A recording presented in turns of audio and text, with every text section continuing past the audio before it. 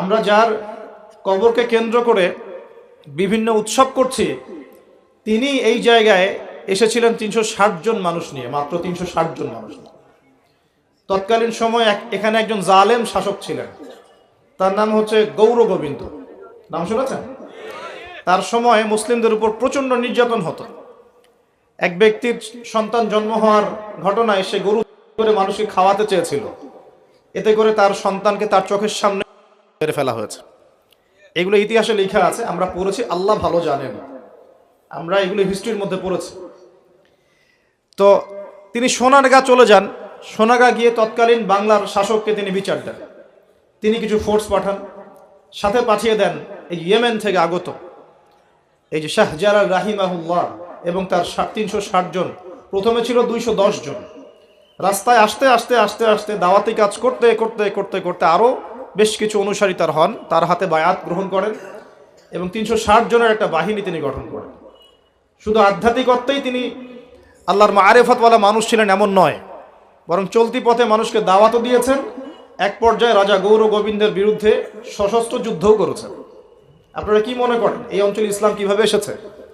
খালি দাওয়াতের মাধ্যমে? আমি এখন যা দিচ্ছি এটা দাওয়াত, আমি যা দিচ্ছি এটা দাওয়াত। আমি আপনাকে নামাজের দাওয়াত দিতে পারি, কিন্তু নামাজ আমি এখানে প্রতিষ্ঠা করতে পারবো না। আমার কথা কি বুঝতে পারছেন?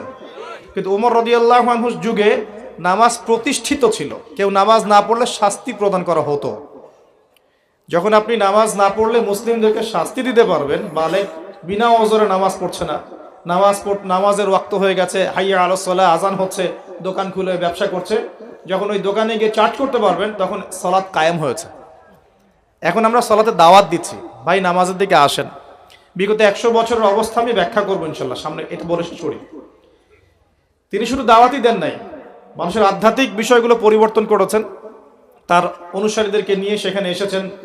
ইতিহাসের বইগুলোতে লেখা আছে সেই রাজা জাদুবিদ্যায় পারদর্শী ছিল, জাদুবিদ্যায় পারদর্শী ছিল।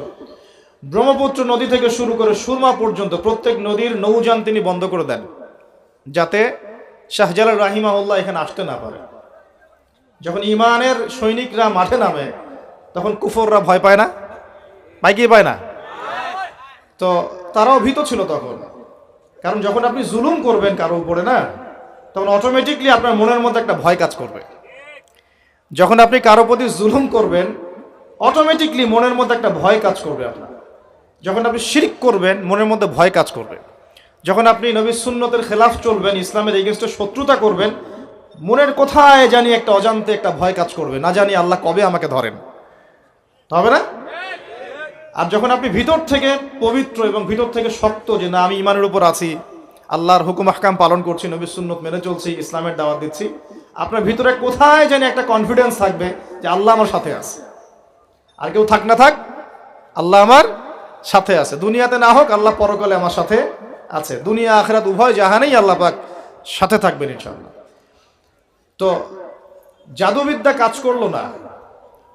বলা হয়, এটা সত্য মিথ্যা আমরা জানি না, বলা হয় যে নৌযান ছাড়াই আল্লাহ পাকের কুদরতে, আল্লাহ পাক তার কুদরত কিন্তু তার বান্দার মধ্যে প্রকাশ করতে পারেন যাকে ইচ্ছা। তিনি নদী পার হয়েছেন, তার সৈন্যদেরকে নিয়ে পার হয়েছেন, তা বলা হয়ে থাকে। আল্লাহ ভালো জানেন, আমরা সত্য মিথ্যা বলতে পারবো না। এরপরে এখানে সর্বশেষ যেটা পদক্ষেপ নেওয়া হয়েছিল, লোহা দিয়ে জাদু করা হয়েছে, শিল দিয়ে জাদু করা হয়েছে। এই শিলের জাদু কে ভাঙতে পারবে, এই কথা শাহজালাল রাহিমাহুল্লাহ তার অনুসারীদেরকে বলছিলেন যে তোমাদের মধ্যে যে ব্যক্তি ফজরের নামাজ কোনোদিন কাজা করো নাই, সে উঠে আজান দিলে ইনশাআল্লাহ আল্লাহ পাক এই জাদু ভ্রষ্ট করবেন। বুরহানুদ্দিন নামক একজন ব্যক্তি, তিনি দাঁড়িয়ে বলেন যে আমি কোনোদিন ফজরের নামাজ কাজা করি নাই। চিন্তা করতে পারেন, উম্মার বিজয় কাদের হাতে হয়েছে? বেনামাজিদের হাতে, আমাদের মতো বেনামাজিদের হাতে। আমরা যারা পর্দা করি না আমাদের হাতে, আমরা যারা সুদ খাই আমাদের হাতে, আমরা যারা ব্যভিচার করছি, পরকিয়া করছি, জেনা করছি, মাদক খাচ্ছি, এই তরুণ সমাজ, আমাদের হাতে কি উম্মার বিজয় হবে? কি মনে হয় আপনাদের? একদিনও ফজরের নামাজ কাজা হয়নি, সেই ব্যক্তি উঠে আজান দিয়েছেন, সুবহানাল্লাহ। আর শাহজালাল রাহিমাহুল্লাহ তখন বলেছিলেন যে শিল হট, মানে এটা ভেঙে যাওয়ার জন্য। এই শিল এবং হট একত্রিত হয়ে পরবর্তীতে আস্তে আস্তে সিলেট নামটা হয়েছে। তার আগের নাম ছিল জালালাবাদ। কি নাম ছিল? জালালাবাদ। এই যে ইতিহাসগুলো কতজন মানুষ জানে? তিনি একজন তাওহীদপন্থী মানুষ ছিলেন, আল্লাহর ওলি ছিলেন, আল্লাহর মারিফতওয়ালা মানুষ ছিলেন। অনুসারীদেরকে নিয়ে তিনি শুধু দাওয়াতই দেন নাই, জালেমের প্রাসাদ পর্যন্ত চলে গেছেন যুদ্ধ করতে করতে, করেন নাই? তো এই যে ইসলাম কিভাবে প্রতিষ্ঠা হলো দেখেন। আর শেষের 100 বছরে কি হলো? ওই 1200 বছরের ইতিহাস আমরা ভুলে গেলাম, কি হলো শেষের 100 বছরে? আমি আপনাদেরকে ফাইন্ড আউট করছি। দেখুন, লাস্ট 100 বছরে আমাদের মুসলিম উম্মার প্রথম যে সমস্যাটা হয়েছে এটা হলো আমরা কোরআন এবং সুন্নাহর যে পরিপূর্ণ জ্ঞান অর্জন, এই জ্ঞান অর্জনের পিছনে পর্যাপ্ত মেহনত করছি না। এটা 1 নম্বর পয়েন্ট। আমরা কি সবাই কোরআন পড়তে জানি? হলফ করে বলতে পারবেন প্রত্যেক ব্যক্তি, আপনারা যারা শুনছেন আমার লেকচার, সবাই কোরআন তেলাওয়াত করতে পারেন বিশুদ্ধ করে? তারপরে যদি জিজ্ঞাসা করি আমরা কতজন কোরআনের অন্তত একটা পারা মুখস্থ করেছি, হাত উঁচু করতে পারবেন? তারপর যদি প্রশ্ন করি আমাদের মধ্যে কতজন জীবনে অন্তত একটা বার আলিফ লাম মিম থেকে মিনাল জিন্নাতি ওয়ান নাস পর্যন্ত অর্থ সহ পড়েছি অন্তত একবার আল্লাহর কিতাব, হাত উঁচু করতে পারবেন? আমাকে উত্তর দেন। তাহলে বিগত 100 বছরের উম্মার অবস্থা এমন হবে না কেন? আমরা এমন একটা জায়গায় বসে আছি যে আমরা সবাই নবীর সুন্নত অনুযায়ী দাঁড়িয়েও রাখছি না। এটা তো একটা সুন্নত আমল, জীবনের প্রত্যেক ক্ষেত্রে সুন্নতের কথাই বলছি না, নিজের দেহের কথাই বলছি, সেখানেও আমরা পিছিয়ে পড়ছি। তাহলে আমি উঁচু লেভেলের কথাবার্তা কিভাবেই বলতে পারি? তখন নিজেকে আরো গুটিয়ে নিলাম, নিয়ে আবার প্রাথমিক অবস্থা থেকে আলোচনা করা শুরু করলাম। সালাত কেন্দ্রিক, পড়াশোনা কেন্দ্রিক, যাকাত কেন্দ্রিক, সাওম কেন্দ্রিক, শিরক, তাওহীদ, আকীদা, ঈমান, সুন্নত এগুলো কেন্দ্রিক। এই মাহফিলের সিজনে আমি এগুলোই বলেছি, এর বাইরে কিছু বলিই নি এখন। কারণ মনে করছি যে এগুলো বলার মতো পরিবেশ নাই। আমাদের সবার আগে দরকার জ্ঞানের বিপ্লব। সর্বপ্রথম যেটা প্রয়োজন এই উম্মার সেটা হলো জ্ঞানের বিপ্লব। প্রত্যেক ব্যক্তিকে আল কোরআন তেলাওয়াত করা শিখতে হবে আগে। ওয়াদা করেন, রাজি আছেন কিনা? প্রত্যেক ব্যক্তিকে আল কোরআনুল কারীম বিশুদ্ধ করে তেলাওয়াত করা শিখতে হবে আগে, ইনশাআল্লাহ। ইনশাআল্লাহ যদি আমি আগামী বছর আসি, আমি 5টা কাজ আপনাদেরকে দিয়ে যাচ্ছি। আগামী বছর এসে আমি 5টা কাজ আগে নিব, তারপর আলোচনা হবে। 1 নাম্বার, সবাইকে বিশুদ্ধ কোরআন তেলাওয়াত করা শিখতে হবে, 1 নাম্বার। 2 নাম্বার,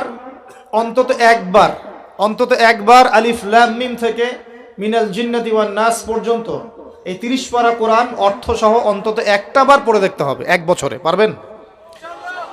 আমি হিসাব করে দেখেছি, যদি প্রত্যেক দিন আপনি 20টা করে আয়াত তেলাওয়াত করতে পারেন এবং 20টা আয়াতের অর্থ পড়তে পারেন, আপনি 1 বছরে আল কোরআন শুরু থেকে শেষ পর্যন্ত অর্থ সহ পড়তে পারবেন ইনশাআল্লাহ। দৈনিক 20টা আয়াত পড়া খুব কঠিন। প্রত্যেক ফরজ নামাজের পরে যদি 4টা করে আয়াত পড়েন তাও 16টা আয়াত হয়, 20টা আয়াত হয়, সরি।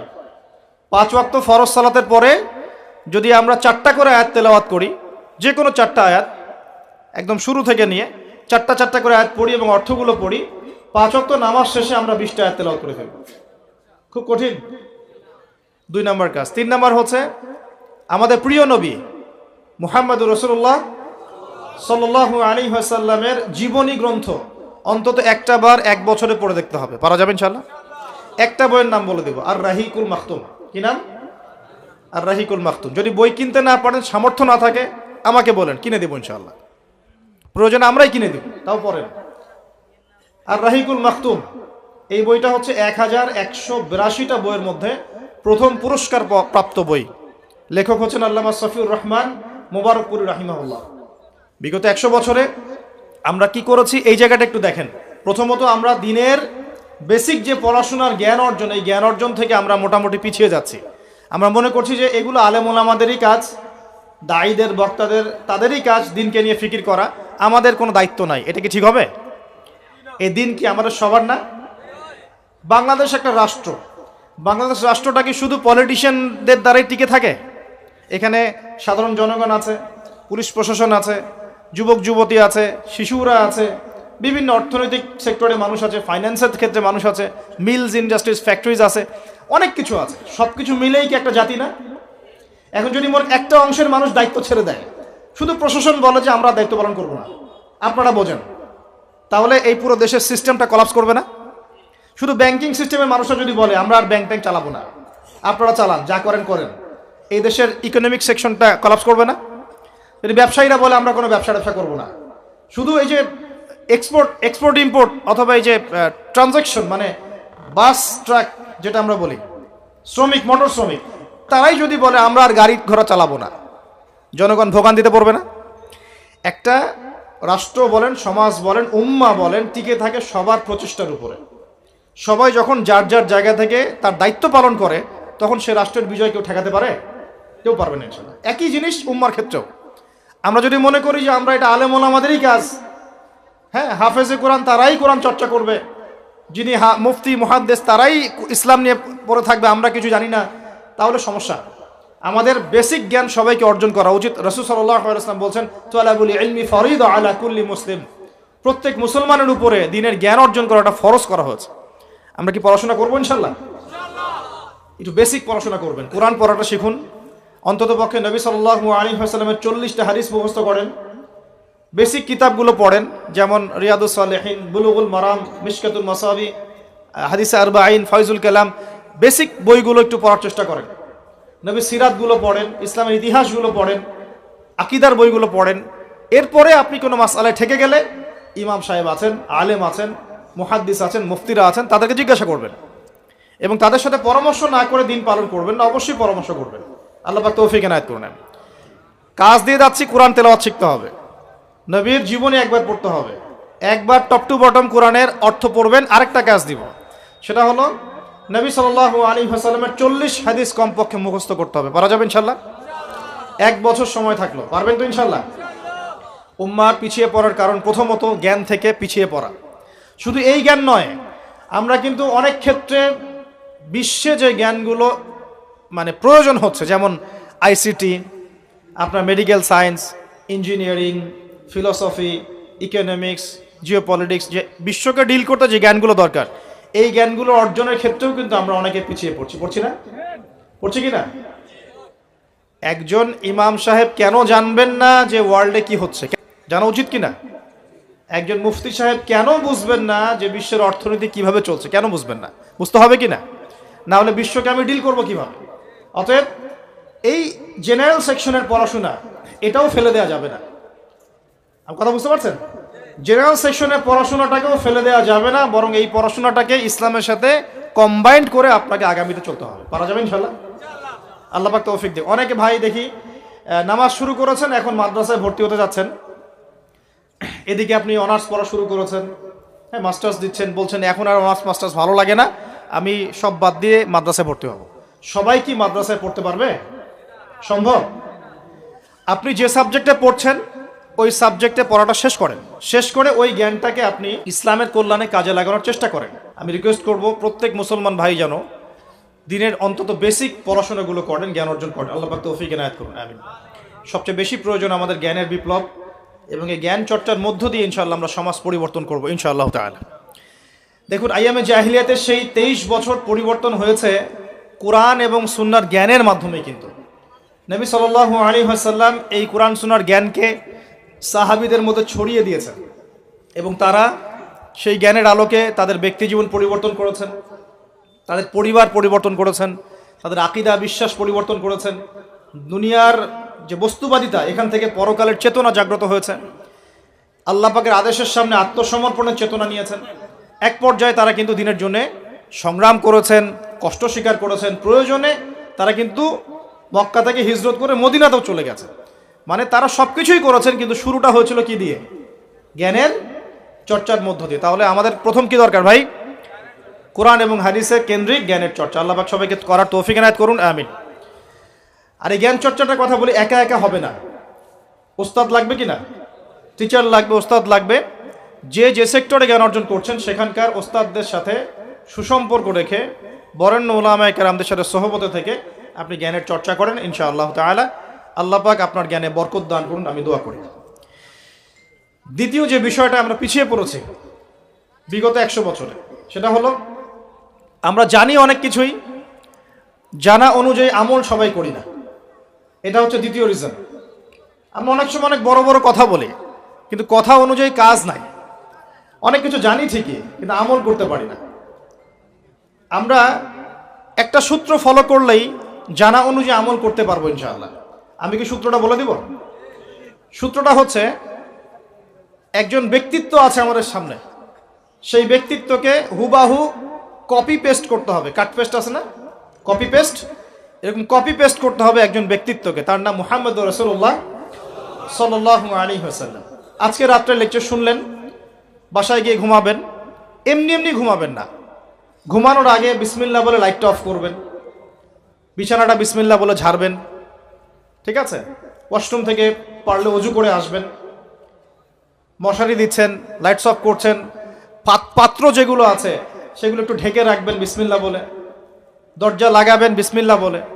এরপর 3 বার পড়বেন সূরা ইখলাস একবার, সূরা ফালাক একবার, সূরা নাস একবার, পরে হাত একত্রিত করে ফু দিয়ে গা মাসাহ করবেন।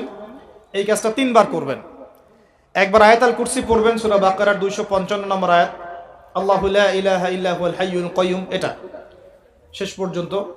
এরপর সূরা বাকারার শেষের 3টা আয়াত পড়বেন, লিল্লাহি মা ফিস সামাওয়াতি, এখান থেকে ফানসুরনা আলাল কওমিল কাফিরিন পর্যন্ত। তারপর ডান কাতে পাশ ফিরবেন, বলবেন আল্লাহুম্মা বিইসমিকা আমুতু ওয়া আহইয়া। হাত নিবেন, হাতে গুনতে থাকবেন সুবহানাল্লাহ সুবহানাল্লাহ সুবহানাল্লাহ 33 বার, আলহামদুলিল্লাহ আলহামদুলিল্লাহ আলহামদুলিল্লাহ 33 বার, আল্লাহু আকবার আল্লাহু আকবার আল্লাহু আকবার 34 বার। ঘুমিয়ে যাবেন। এখন যদি আপনি 6 ঘন্টা ঘুমান, আপনি নবী সাল্লাল্লাহু আলাইহি ওয়াসাল্লামের সুন্নত অনুযায়ী ঘুমিয়েছেন, প্রত্যেক ঘন্টা ঘুমানোর জন্য আল্লাহ আপনাকে নেকি দিবেন ইনশাআল্লাহ। এমনি ঘুমালে নেকি হতো না, রেস্ট নেওয়া হতো। আমি একজন ব্যক্তিত্বের কথা বলছি, যার প্রতিটা কাজ অনুসরণ করলে ইনশাআল্লাহ জানা অনুযায়ী আমলটা হয়ে যাবে, আল্লাহর কাছে আমরা মাকবুল হব ইনশাআল্লাহ। পারা যাবে ইনশাআল্লাহ। ঘুম থেকে উঠলেন, এমনি এমনি উঠে চলে যাবেন না। উঠেন, বসেন, বসে ঘুমের ভাব দূর করেন, দূর করে বলবেন আলহামদুলিল্লাহিল্লাযী আহইয়ানা বা'দা মা আমাতানা ওয়া ইলাইহিন নুশুর। এবার বাথরুমে যান। বাথরুমে গিয়েই বাথরুমে ঢুকে গান গাওয়া শুরু করবেন না। বাথরুমে ঢুকেই বাম পা দিয়ে ঢুকবেন, ঢোকার সময় বলবেন বিসমিল্লাহ, আল্লাহুম্মা ইন্নী আউযু বিকা মিনাল খুবসি ওয়াল খাবাইস। বাথরুমে কিন্তু জিন শয়তান থাকে। বাথরুমে কি থাকে? বিজ্ঞান এটা প্রমাণ করতে পারে নাই, এগুলো নাসা বিশ্বাস করবে না, কিন্তু আল্লাহর রাসূল যেহেতু বলেছেন আমরা বিশ্বাস করব। বিজ্ঞান কি সব আবিষ্কার করতে পেরেছে? বিজ্ঞান কি সব আবিষ্কার করতে পেরেছে? বিজ্ঞানের আবিষ্কার কত পার্সেন্ট? এই মহাবিশ্বের 1%ও না। মহাবিশ্বের 1%ও না। আমাদের দেহের মধ্যেই যে রুহটা আছে, এই রুহটার কি কোনো ব্যাখ্যা করতে পারা গেছে? রুহটা কেমন, কঠিন না তরল না বায়বীয়, ব্যাখ্যা করা গেছে? ইয়াসআলুনাকা আনির রূহ কুলির রূহু মিন আমরি রাব্বি ওয়া মা উতীতুম মিনাল ইলমি ইল্লা কলিলা। আল্লাহ পাক বলছেন, হে নবী, তারা তোমাকে রূহ সম্পর্কে জিজ্ঞাসা করে, আত্মা সম্পর্কে জিজ্ঞাসা করে, তুমি বলে দাও এটা তোমার রবের আদেশ মাত্র। রবের আদেশে এসেছে, আদেশেই চলে যাবে।